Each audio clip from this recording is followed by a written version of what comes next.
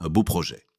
La paracha Léré nous ouvre sur un projet, pas un petit projet humain, mais le projet de Dieu. Dieu parle à Abraham et lui dit de quitter son pays, sa maison, tout ce qu'il connaît, pour aller vers une terre qu'il lui montrera.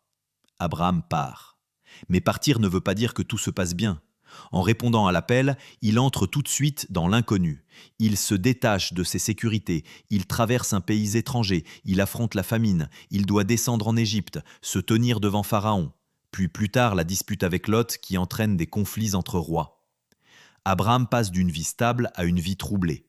Il n'est pas porté par le confort, il est porté par l'appel. C'est important de le dire. L'appel de Dieu n'est pas toujours facile. C'est souvent un déchirement. C'est normal d'avoir peur quand tout s'écroule autour. C'est normal d'être traversé d'angoisse quand on quitte ses repères. Abraham n'est plus celui qu'il était. Il ne peut pas revenir en arrière. Il est maintenant sur le chemin du projet de Dieu. Et dans ce projet, Dieu ne le laisse pas dans le noir. Dieu lui donne une vision. Dans une nuit, Dieu fait lever les yeux d'Abraham vers le ciel. Regarde le ciel et compte les étoiles. Ainsi sera ta descendance. Ce n'est pas juste une belle image, c'est une révélation. Abraham n'est pas seulement en train de voir des étoiles. Il voit une descendance innombrable, vivante, répandue comme une constellation. Abraham a la vision dans cette voie lactée comme un immense livre où les noms des appelés sont inscrits. Il sait que ce qu'il vit maintenant, dans l'inconfort, dans la peur, n'est pas la fin de l'histoire. Il voit que Dieu construit une œuvre qui le dépasse, alors l'appel lui donne la force de continuer.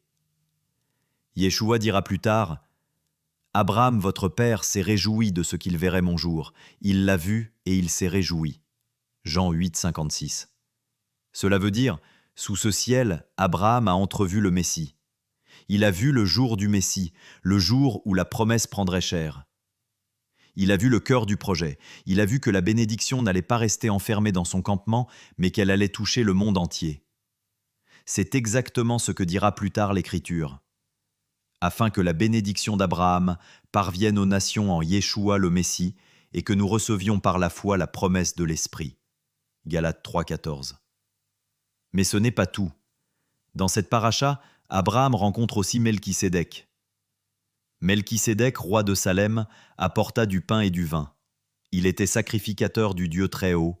Il bénit Abraham. Ce passage est capital. Melchisédek est présenté comme roi et en même temps prêtre.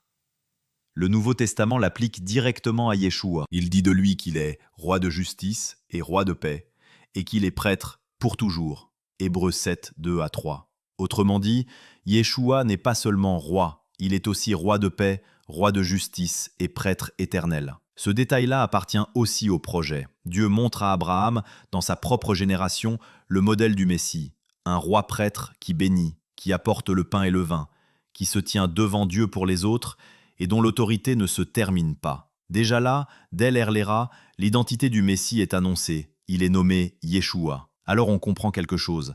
La vision des étoiles n'est pas seulement une vision de quantité, beaucoup de descendants, c'est une vision d'identité. Chaque étoile est une âme appelée. Chaque lumière dans la nuit appartient au projet. Abraham voit une famille spirituelle portée par le Messie. Il voit un peuple relié entre ciel et terre. Il voit des noms. Parce que le projet de Dieu n'est pas seulement géographique, aller dans un pays. Il est aussi existentiel, écrire des noms dans la vie éternelle. Yeshua dira plus tard à ses disciples « Réjouissez-vous de ce que vos noms sont écrits dans les cieux ». Luc 10, 20. Le projet, ce n'est pas juste une marche dans le désert. Le projet, c'est d'appartenir à Dieu, d'être inscrit. Abraham ne voit pas ce projet depuis un canapé, il le voit en pleine épreuve. Il le voit au milieu des peurs, des séparations, des tensions familiales, des injustices humaines, des dangers politiques, de la famine. Il le voit quand il n'a aucune maîtrise sur les événements. C'est exactement là que Dieu lui donne la vision. Et ça nous parle directement. Parce que nous aussi, on peut être appelés par Dieu, et au lieu d'avoir la paix tout de suite, on se retrouve aspiré dans un tunnel. Perte de repères, perte de confort, conflits, manque, émotions qui secouent, solitude, peur de l'avenir, incompréhension de ce qui arrive.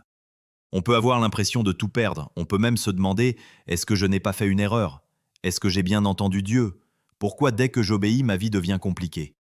Mais Dieu ne nous oublie pas, il nous laisse ces mots, car nos légères afflictions du moment présent produisent pour nous, au-delà de toute mesure, un poids éternel de gloire.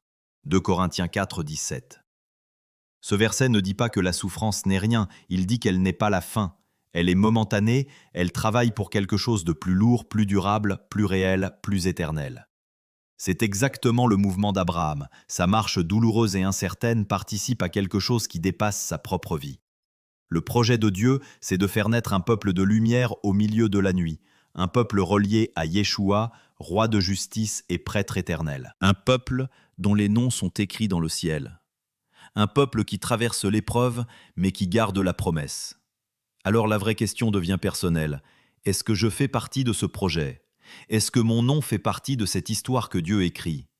Est-ce que je suis encore en train de vivre pour mon confort ou est-ce que j'ai déjà levé les yeux vers le ciel pour entrer dans sa vision ? Est-ce que j'accepte que ma nuit ne soit pas la fin, mais le lieu où Dieu m'appelle ? Est-ce que je reconnais le Messie comme Abraham l'a reconnu dans la nuit, avant même d'avoir tout reçu ? Parce que la paracha ne parle pas seulement d'Abraham. L'Er-Léra, ça parle de nous. Dieu nous appelle à lever les yeux vers le ciel pour recevoir la vision. Nous montrer que nous aussi, on est prévu dans le projet et on en fait partie car le Néphesh messianique sont ces étoiles qui sont l'âme de Yeshua. Dieu n'a pas seulement montré un projet à Abraham, il nous y associe aujourd'hui. Si tu entends l'appel au cœur de ta nuit, sache que tu n'es pas perdu dans l'ombre, Dieu veut déjà te faire entrevoir le jour de Yeshua. Tu es appelé, connu, compté. Et comme Abraham, tu peux te réjouir d'avance. La gloire qui vient est plus grande que ce que tu traverses maintenant. Shabbat Shalom.